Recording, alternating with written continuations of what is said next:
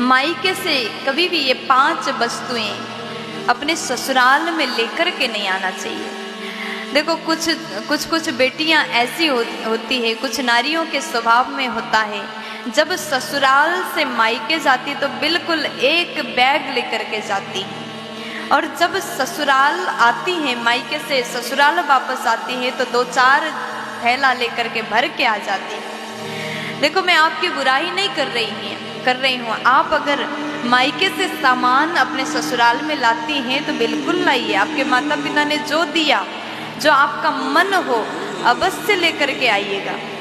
लेकिन कुछ 5 ऐसे वस्तु है जो कभी भी अपने मायके से अपने ससुराल में लेकर के नहीं जाना चाहिए। एक बेटी के लिए, एक नारी के लिए ससुराल जहाँ पर वो हर समय निवास करती है, वहीं विवाह के पश्चात ससुराल में ही नारी निवास करती है।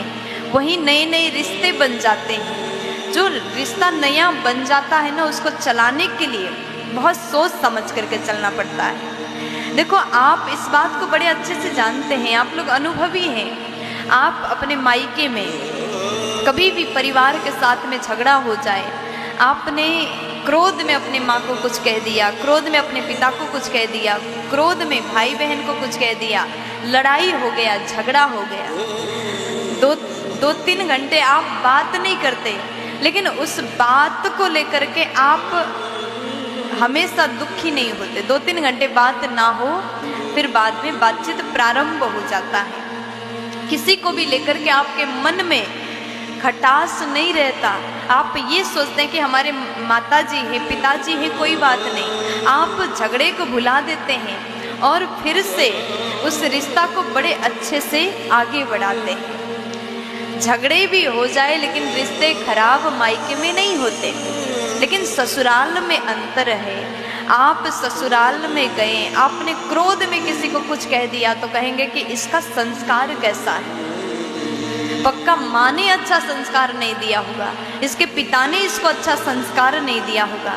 तो हर बेटी को, हर बहू को अपने ससुराल में बड़े सोच समझ करके चलना पड़ता है। अगर मैं ऐसा बोलूँ तो सास को बुरा ना लगे, अगर मैं ऐसा कह दूँ तो ननंद को बुरा ना लगे, अगर मैं ये बोलूँ तो ससुर को बुरा ना लगे, जेठ को बुरा ना लगे, देवर को बुरा ना लगे। हर बात को कहने से पहले एक नारी को सोचना पड़ता है, आप सब जानते होंगे। लेकिन ससुराल में ये 5 वस्तु लेकर के ना जाएं, क्योंकि रिश्तों में खटास अगर आ गया ना, आपने कुछ कह दिया, बिना सोचे समझे कुछ कह दिया और किसी को बुरा लगा, तो धीरे धीरे वो रिश्ता कमजोर होता जाएगा, रिश्तों में खटास आएगा और आपके चाहने पर भी वो वैसा नहीं हो सकता जो पहले था, क्योंकि रिश्ता नया बना हुआ रिश्ता है ना। इसलिए इस रिश्ते को संभालने के लिए, अच्छे से चलाने के लिए छोटी छोटी बात का विशेष ध्यान देना बहुत ज़रूरी है। इसलिए कभी भी मायके से अचार को लेकर के ना आए। मायके से अचार लेकर के आते हैं तो रिश्ते में खटास पैदा होता है।